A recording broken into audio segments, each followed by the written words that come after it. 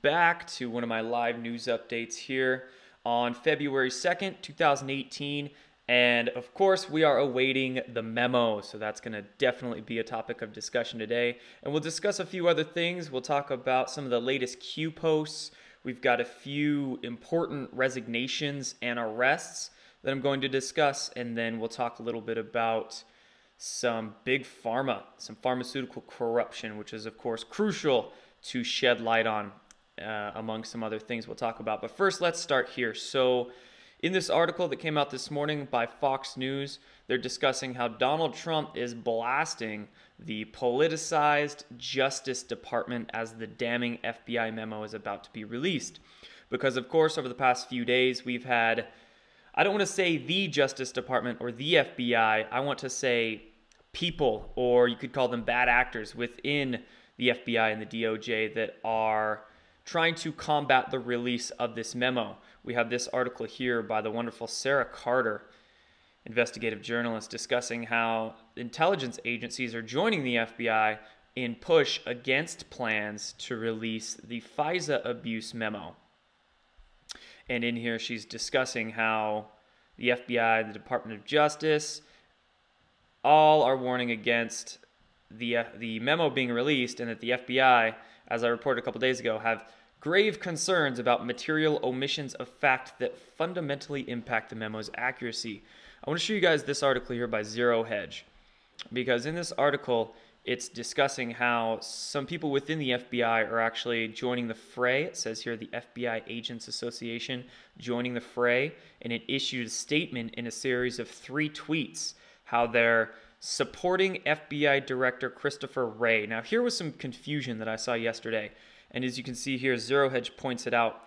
According to CNN hinted that Christopher Wray may resign if the memo is released. Now, I saw some people saying that that was fake news, that Christopher Wray was not wanting to resign if the memo is released. So it might be fake news.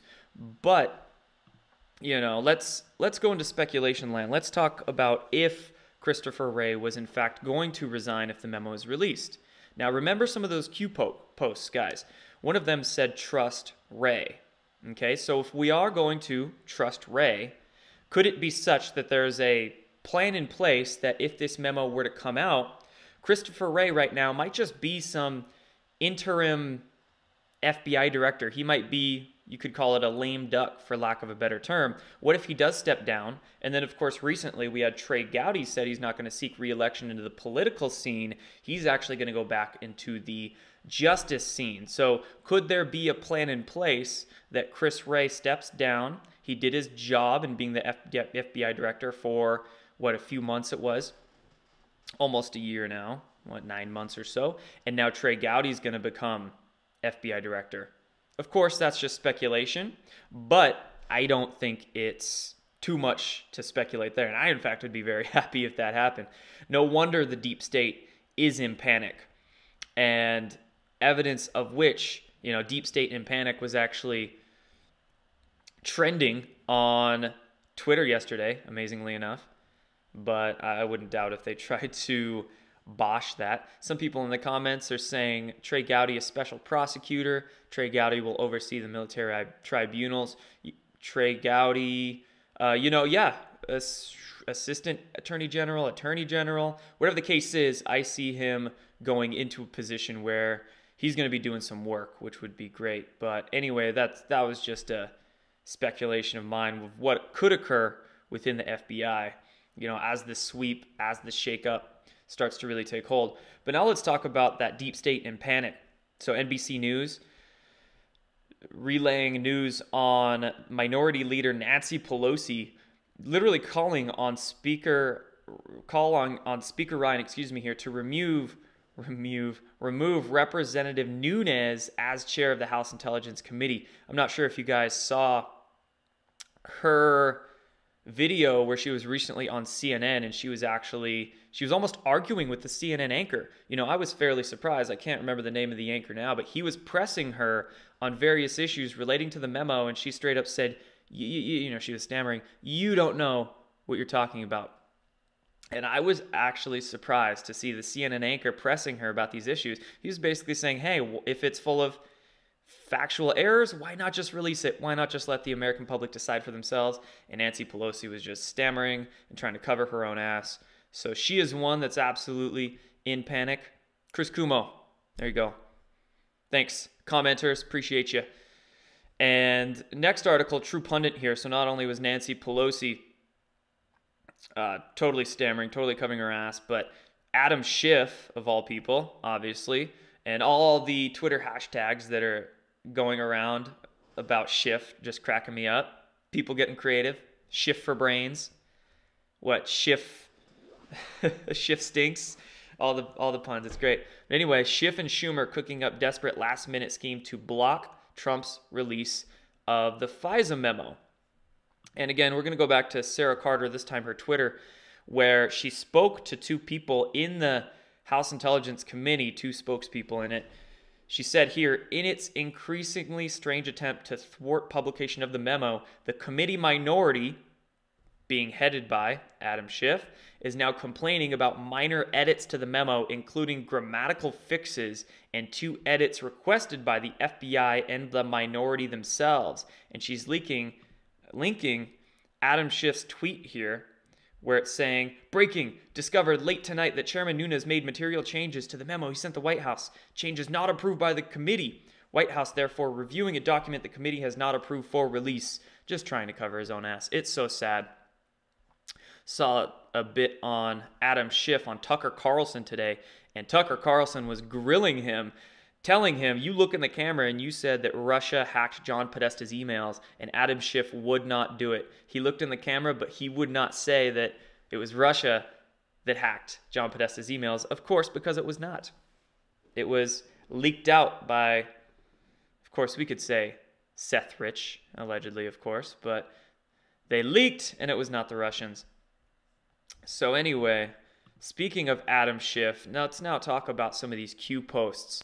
So we'll talk about Adam Schiff in a sec here, excuse me. But first, I want to talk about the train incident. So the Q group, I don't want to call it a person, but the Q group or collective known as Q, on January 31st was referencing this post on 8chan discussing the train being a false flag incident. And then Q said, do you expect or do you believe in coincidences? Expect more. So let's talk a little bit about that train incident. I want to show you, let me drag over these pictures here. So check this out.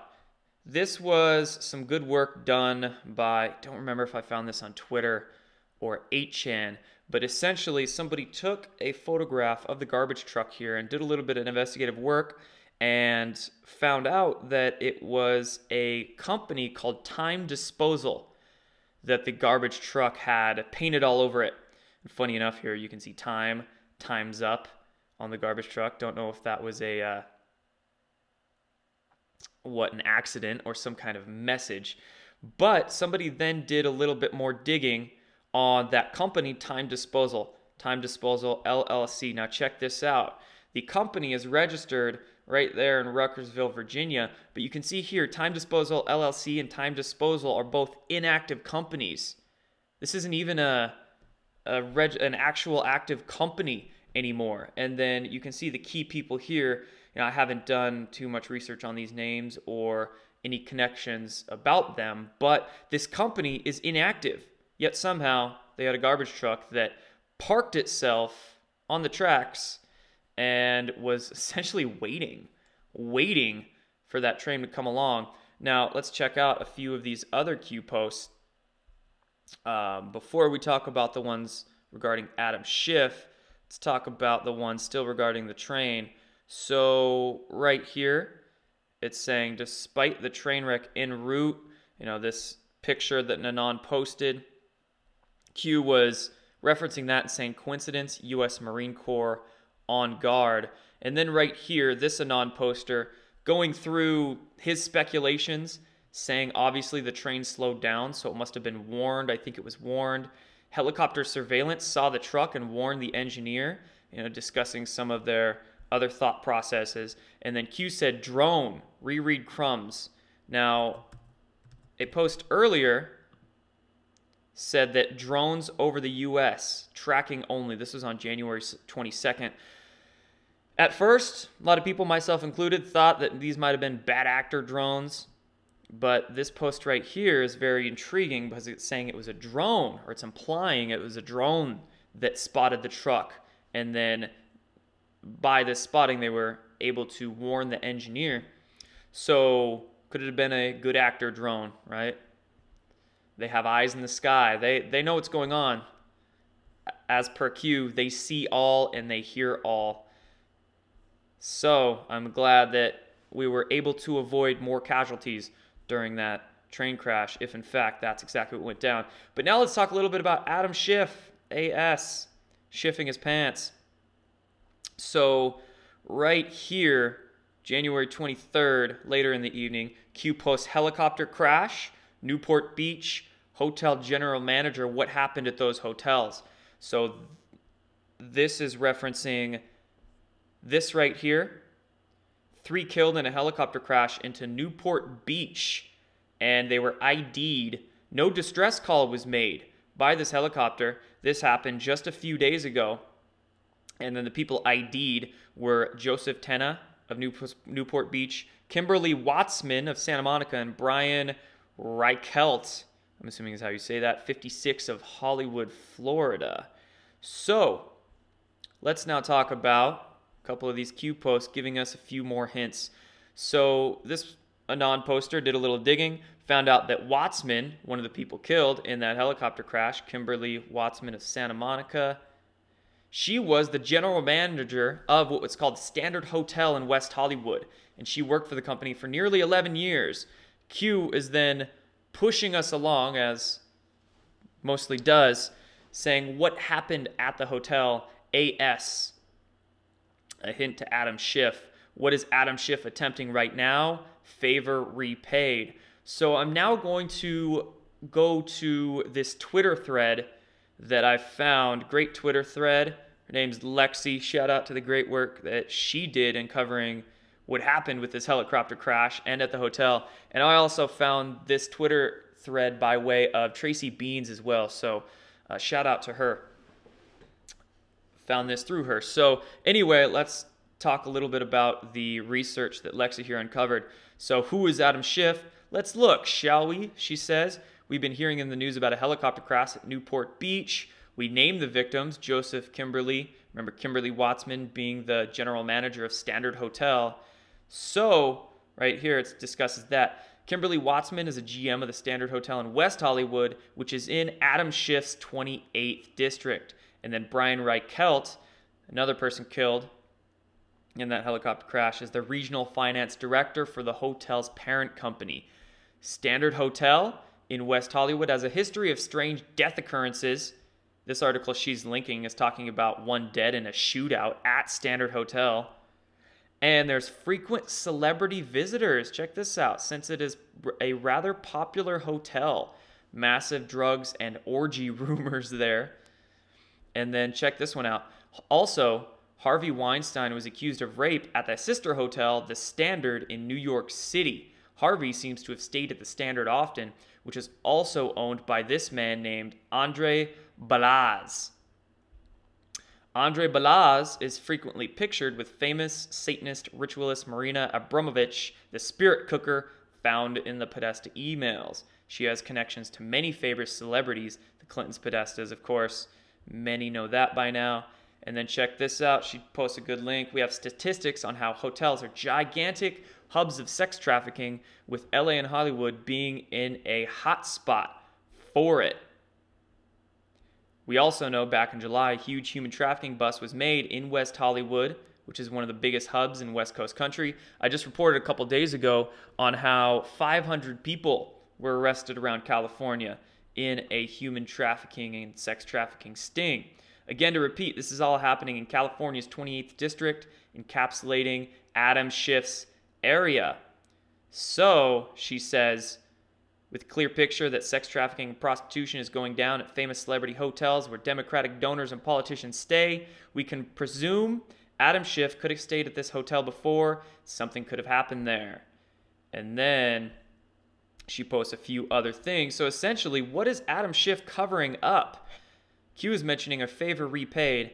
I saw some other work done I don't know where it is to link it and show you guys right now, but I found out how Adam Schiff may very well be blackmailed. Is that possible? Is this helicopter crash some kind of favor, some kind of cover-up to keep them from talking, to whatever the case is? You know, you can think of that there. But interesting posts.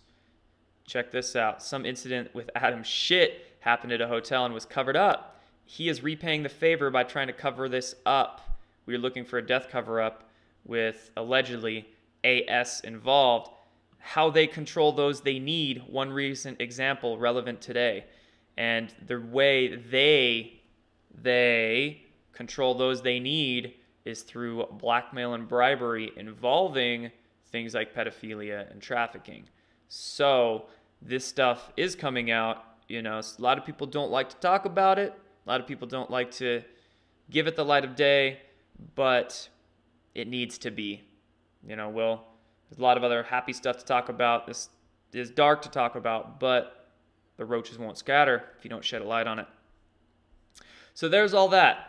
Shout out to Lexi for that good investigation right there. And then last Q post I want to discuss is the very last one right up here, where it's referencing Klaas Eberwein. If I'm getting that right, let's talk about him. So this article on the Miami Herald was discussing how Klaas Eberwein, who is a former head of a Haitian government development agency, was found dead back in July, on July 11th, and he basically, allegedly, shot himself in the head in the Miami area hotel. I wonder if this was one of those instances where it's 2 bullet holes in the back of his head. Suicided, if you want to call it that. And check this out. He was actually supposed to, does it say in this article here? Nah, let's bring up the Zero Hedge one talking about it. So the Haiti official who exposed the Clinton Foundation, of course, is found dead. Another one you can add to the Clinton body count. But he was actually in Miami, I believe, because he was supposed to testify the very next day. Let me find it in here. I don't want to spend too much time perusing these. But anyway, he was supposed to testify, and he was found shot in the head. And check this out. He was also a partner in a popular pizza restaurant in Haiti. You can make your own connections about that. Who knows if that was a shady pizza restaurant or not, if you know the symbolism behind that in these circles. Very odd, so who knows? Oh, here we go. Eberwein was scheduled to appear Tuesday before the Haitian Senate Ethics and Anti-Corruption Commission. The head of the commission confirmed. So was this man involved in some nasty things and going to testify about them? Could have been. You know, could have very well been. But regardless, I think this is a man who is another notch on the Clinton body count list. And then last few things I want to go through here with you guys. Quite a few articles in this one. We'll go fast for these last ones. The Red Cross General Counsel out in botched harassment case. So the General Counsel, David Meltzer, had been with the organization more than a dozen years, and he is now out of the Red Cross. Of course, a lot of talk about the Red Cross lately, the things they're involved in, you know, the laundering of various things. Red Cross also mentioned in the Q posts. Special counsel, or general counsel, excuse me, is out. Not a coincidence. Next, Newsweek Media Group chairman and their financial director both stepped down. The founder of the media company that actually owns Newsweek has stepped down as chairman 2 weeks after investigators raided the company's headquarters as part of a long-term financial fraud probe. And just ironically enough, I wanted to use Newsweek's article about their own media group chairman stepping down because it's beautiful. Check it out. They're referring to themselves in third person here as if you're not reading Newsweek. 2 weeks ago, they got raided. Now, this guy's stepping down. And if you're unaware, go check out the Newsweek, I believe, director of the Pakistani division Go check out his Twitter. He was saying some really weird things on his Twitter last week. But anyway, they're stepping down. Person arrested here. Check it out. Arnold Schwarzenegger's former advisor arrested in statewide human trafficking crackdown. So we were just talking a few minutes ago about how multiple sweeps have been going on this year in California when it comes to human trafficking and child sex trafficking. Big hotspot there, and more evidence that that goes up to very high levels when it was Schwarzenegger's former advisor who was arrested. Daniel Pellissier. That might be one of the names I've actually gotten right on this channel. One of 4 men accused of taking advantage of trafficking victims was arrested in Sacramento County. Good stuff. And not only was Arnold Schwarzenegger's former advisor arrested, but we had an IRS agent, IRS investigator, arrested on attempted sex assault charges. This one was up in Connecticut. So, special agent for the IRS in hot water himself. Check this out. 2 weeks ago, the Guilford Police Department and Veterans for Child Rescue Foundation ran a joint sting. Go check these guys out. The Veterans for Child Rescue, headed by Craig Sawyer, absolute badass and patriot. They're actually doing the work. They're doing the work that needs to be done. Ran a joint sting with his police department and found an IRS investigator. Really weird, man. Really freaking weird. Let's see here. Now let's go into the last few things. Let's talk about that pharma corruption. So check this out on Dr. Mercola's website. If you don't know who Dr. Mercola is or you haven't read his articles, I highly suggest it. Studied Mercola for years. He does amazing work on the health industry, real nutrition and health information, not the propaganda that the FDA and the USDA puts out. And he does great work exposing the corruption in big pharma. And now what's going on is that the FDA is passing legislation declaring homeopathic drugs illegal. Homeopathic drugs, if you're unfamiliar with how homeopathic drugs work, they are so diluted. Essentially, they use energy as a mechanism to get your body healthy again, vibratory mechanisms. Won't go too deep into it here, but they are diluted. My point being so much that they are literally, it's impossible for them to poison you and harm you. I sold them for years at one point. I've taken them multiple times. Never an issue. Except yet the FDA is declaring them illegal because, of course, the homeopathic industry is now close to a $3 billion a year industry. And that's a massive cut, of course, that the Fraud and Death Administration doesn't want out of their own pockets.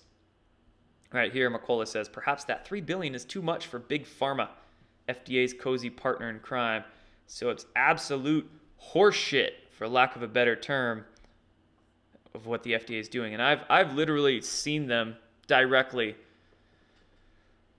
end companies, if you want to call it that, suppress companies, hit them with so many legal fees that these companies just couldn't thrive. They had to shut down. And the FDA is awful. Literally mafia-like organization. So that's terrible news that they're cracking down on homeopathics. And here's some more bad news. Amazon, JP Morgan, and essentially Warren Buffett are creating a new healthcare company. I can't in any way, shape, or form imagine that that's going to go well.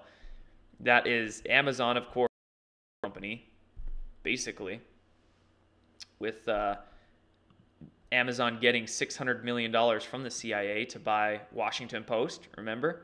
So I can't imagine them diving into healthcare being JP Morgan. We don't even need to talk how bad JP Morgan and Chase has been for the last 80 years. Not only did that company defraud Tesla, Nikola Tesla, not the company Tesla, Nikola Tesla, but of course, they have direct ties to many awful organizations. And then Warren Buffett diving into healthcare because, of course, they want U.S. employees to find quality care at a reasonable cost. Okay, I agree with that. We need to drop healthcare prices. But what is quality care? Is quality care what we have now from the terrible FDA and AMA? Absolutely not. We don't need health insurance redo in this country. We need a full system change.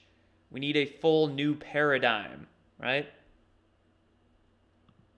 So this is, just trying to lower the costs is only a Band-Aid effect. People are still going to have awful health care if we don't completely redo the systems. And speaking of which, I wanted to showcase this article by The Time because there's big news going around about how bad this flu season is, and it's very bad. 50,000 deaths already, and we're not even halfway into flu season. So this is perfect for a ton of propaganda to come out and check this out. Time saying, wash your stinking hands. They're doing an expose on a nurse's viral rant.